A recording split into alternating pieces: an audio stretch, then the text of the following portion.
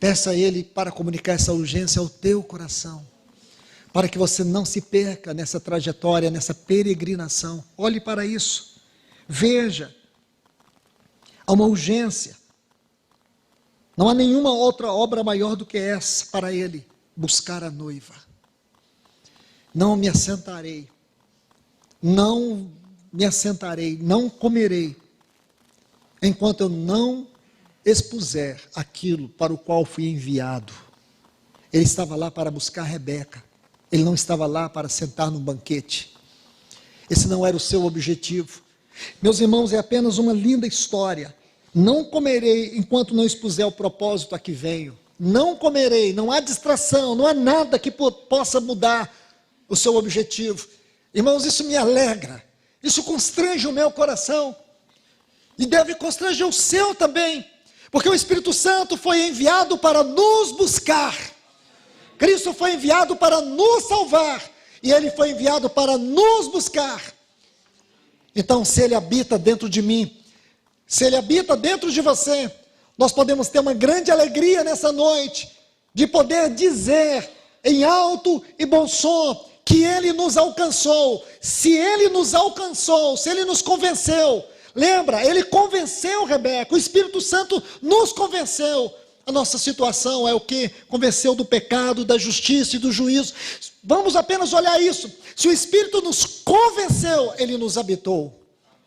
E se Ele nos habitou, porque Ele nos encontrou, então agora Ele vai nos levar para aquele grandioso encontro. Então hoje eu e você podemos dizer em alto e bom som.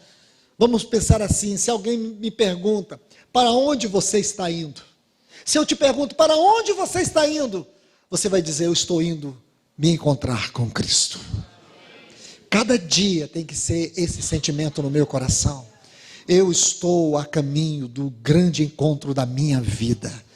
Nós estamos, irmãos, a caminho de um grande encontro. Olhe bem, observe. Versículo 34.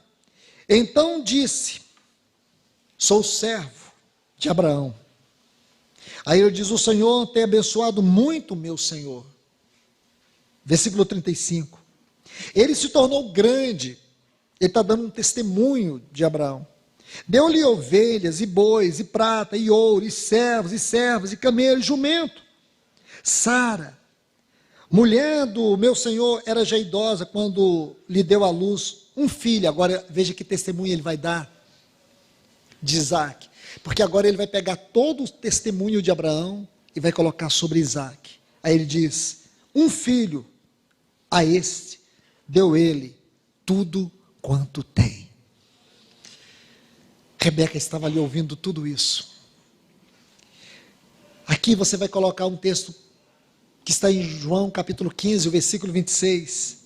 Quando, porém, vier o Consolador, aí bem mais à frente ele diz, o Espírito da verdade, que dele procede, esse dará testemunho de mim. Meus irmãos, eu falo isso e quero dar ênfase. Se você quer perceber, entender, discernir a obra daquilo que Deus está fazendo na sua vida, por meio do ministério da palavra, da vida da igreja, da comunhão entre os irmãos, perceba-se, em tudo isso existe um testemunho de Cristo na sua vida. Se realmente é a centralidade, é a inclusividade, é a exclusividade de Cristo, porque nada pode roubar o lugar de Cristo na nossa vida. Nada pode superar o lugar dele em nosso coração. O Espírito Santo está fazendo isso, ele está dando um testemunho de Cristo dentro de nós. Ele está falando no meu e no teu coração sobre Cristo.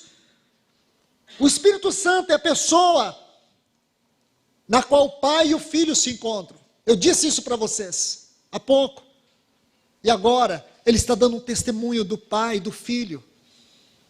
É isso que o Eliezer está fazendo. Um testemunho de Abraão e um testemunho de Isaac. O Espírito Santo faz isso, irmãos. Ele traz esse testemunho para dentro de nós. Ele vai dispensando Cristo para dentro de nós.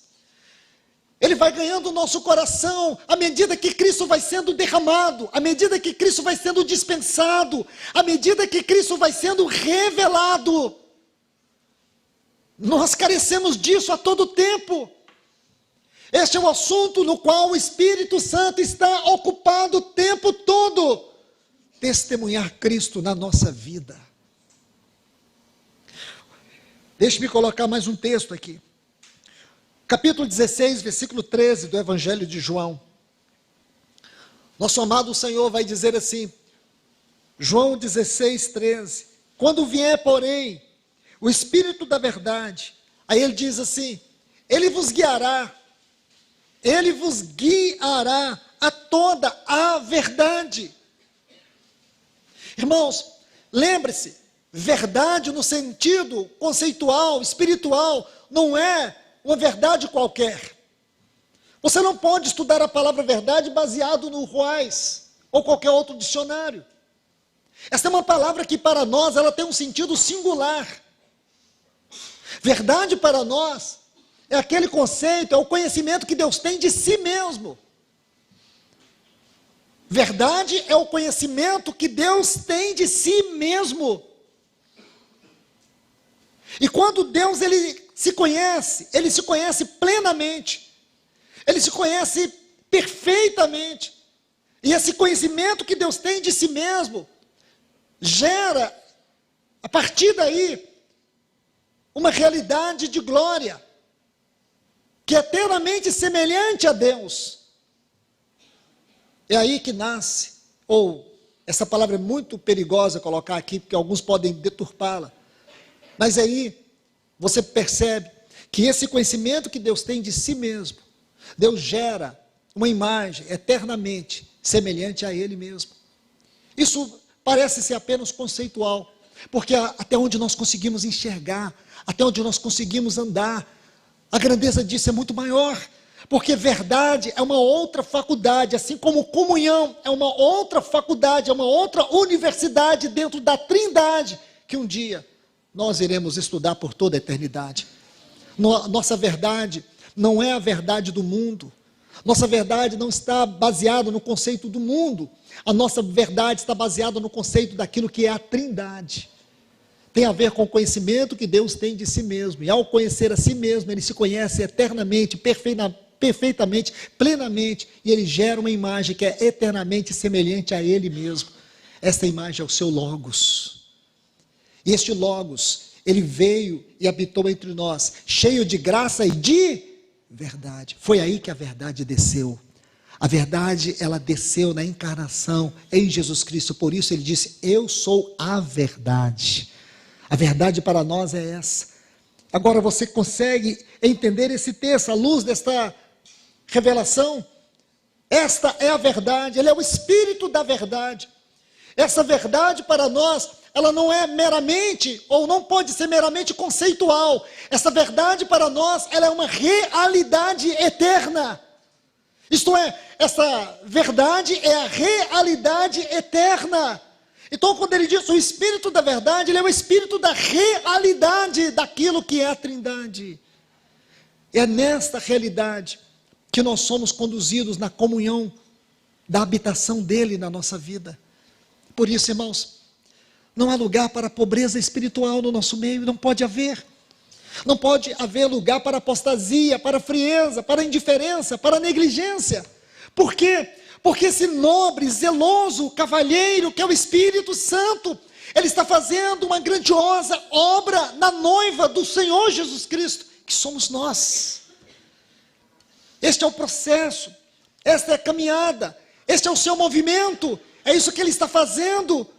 Então, quando você se deleita na palavra de Deus, quando você se deleita na oração, quando você é tomado de assombro por essa verdade, meus irmãos, precisamos dele para nos ajudar a orar, precisamos dele para nos assistir nas nossas fraquezas, porque ele é infinitamente maior do que nós, infinitamente mais poderoso do que nós, infinitamente mais glorioso do que nós.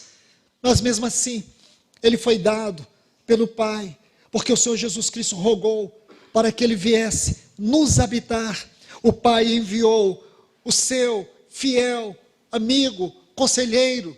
O seu Pai enviou aquele que conhece todo o seu conselho, aquele que conhece todas as profundezas de Deus. O Pai enviou aquele que é Deus com ele, o Espírito Santo, para vir nos habitar, para trazer toda a realidade daquilo que é a pessoa e a obra de Cristo Jesus. Ele veio para abrir dentro de nós o caminho da eternidade. Deixa eu te dizer